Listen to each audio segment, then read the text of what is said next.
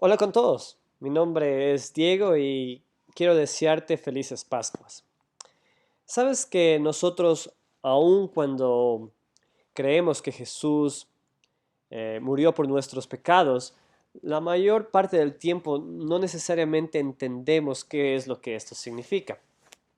Bueno, y lo que podemos ver en la Biblia es que el sacrificio de Jesús no fue un evento aislado, sino que la Biblia en realidad presenta la muerte de Jesús como el cumplimiento de toda una narrativa que empieza desde Génesis e incluso va hasta Apocalipsis mismo. En el libro de Génesis nosotros podemos ver a Dios diciendo que si desobedecen su voz y comen del árbol del fruto del bien y del mal, ciertamente morirán. En la Biblia aparece este patrón que el desobedecer a Dios, el cometer pecado, tiene resultados eternos, que es la muerte. En Romanos, en el capítulo 6 de Romanos, vemos que el apóstol Pablo enseña que quien muere, que la paga del pecado es la muerte. Entonces, ciertamente tenemos esta verdad que la consecuencia del pecado es la muerte.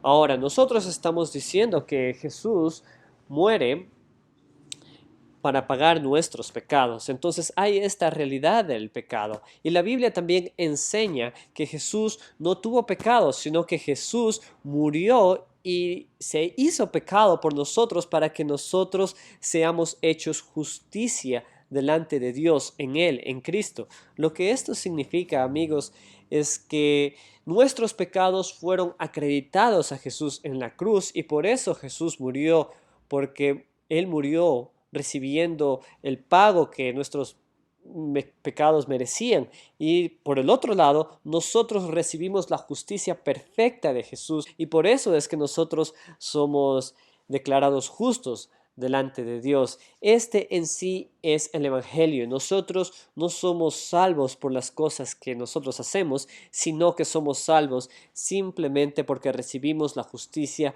perfecta de Jesús. Entonces, eso es lo que pasa en la cruz. Pero ahora me gustaría hablar un poquito más acerca del significado del sacrificio de Jesús en la Biblia. Nosotros en la Biblia encontramos muchos sacrificios, pero me gustaría hablar tan solo de tres sacrificios por ahora. El primer sacrificio es el sacrificio que Abraham hizo por Isaac, es un sacrificio de sustitución. Dios le dio promesas a Abraham de hacer de él una nación grande y de bendecir todas las familias de la tierra, es decir, todas las personas, todo el universo, de bendecirlo a través de la descendencia de Abraham. Entonces Dios le dio a Abraham, ya en su vejez, a través de un milagro, le dio un hijo, y este hijo es Isaac. Pero ya cuando Dios le dio este hijo, Dios le pidió a Abraham que lo sacrifique.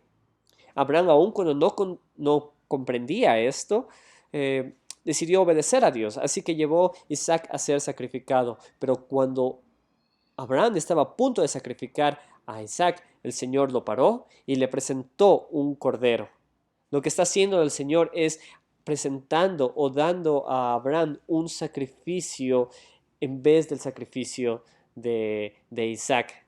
Otra vez, este es un sacrificio de sustitución que preserva la vida de Isaac. Ese es el primer sacrificio que quiero ver. El segundo sacrificio es el sacrificio de la Pascua. Es un sacrificio que preserva las vidas de las familias de los israelitas.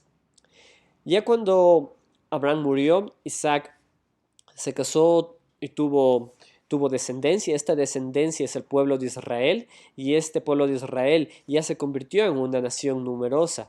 Entonces podemos ver que las promesas de Dios a Abraham se están cumpliendo. La nación de Israel ya es una nación numerosa, pero está siendo esclavizada en Egipto. Entonces Dios provee un libertador. Dios provee a Moisés, que en realidad Moisés es un intercesor entre Dios y el pueblo, entre Dios y el faraón. Y así que Dios va a libertar al pueblo de Israel a través de Moisés. Pero el faraón no quiere dejarlo salir al pueblo de Israel. Así que el Señor despliega su poder a través de las plagas de Egipto y la última plaga de Egipto es la plaga de los primogénitos.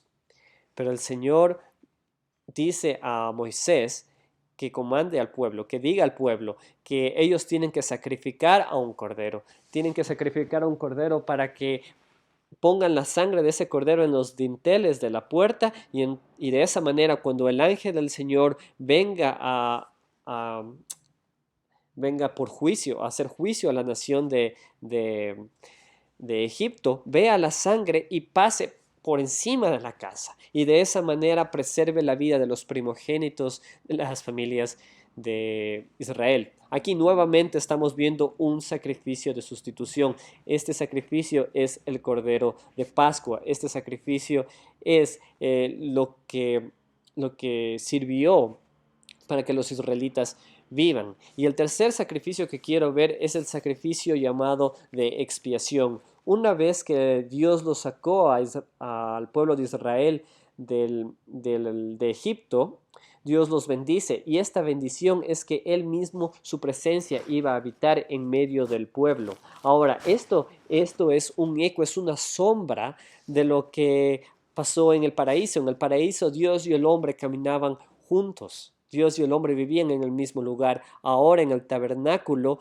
Dios promete vivir en medio del pueblo. Pero esto presenta un problema. El problema es que cómo un Dios santo puede vivir en medio de personas pecadoras. Así que Dios, para solucionar este problema, presenta el sistema sacrificial, presenta el sistema de los sacrificios, que dice que todos los días un animal, un cordero debe de ser sacrificado por los pecados del pueblo. Y no solo esto, sino que hay un sacrificio en especial que debe de hacerse una vez al año. Este es el sacrificio de expiación, en el cual se tomaban dos corderos ser sacrificados. El primer cordero se sacrificaba, se lo mataba y esta sangre del animal se la llevaba a la presencia misma de Dios.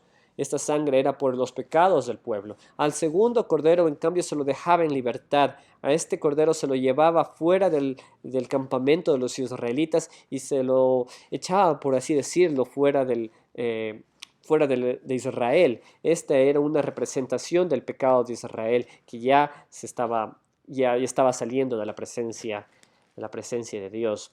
Estos son los tres sacrificios que quería ver. El problema ahora con estos sacrificios es que, al menos en el tema del sistema de sacrificios, tenían que hacerse una y otra y otra y otra vez. Entonces, estos sacrificios realmente no podían solucionar el problema del pecado. Era necesario un sacrificio perfecto, era necesario un cordero perfecto. Lo que era necesario es el Cordero de Dios. Y eso es lo que nosotros vemos en el Nuevo Testamento. A Jesús se lo presenta como el Cordero de Dios que quita el pecado del mundo. Jesús es ese Cordero perfecto. Su sangre es la sangre perfecta, capaz de perdonar los pecados de la humanidad una vez y para siempre. La sangre de Jesús tiene ese poder, lo que no podían hacer la sangre de los animales, lo que sí lo puede hacer la sangre de Jesús. Y ese es el significado de la muerte de Jesús. La sangre de Jesús es la sangre perfecta que puede dar el perdón de los pecados. Ahora déjame hacerte una pregunta. ¿Qué crees de todo esto? ¿Has, realmente, has creído realmente en Jesús?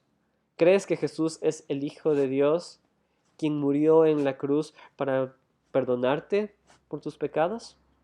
Si lo has hecho, déjame decirte que tú tienes salvación, tú tienes vida, tú tienes libertad de tus pecados. Eso es lo que la Biblia promete. Así que quiero animarte el día de hoy que pongas tu fe en Jesús.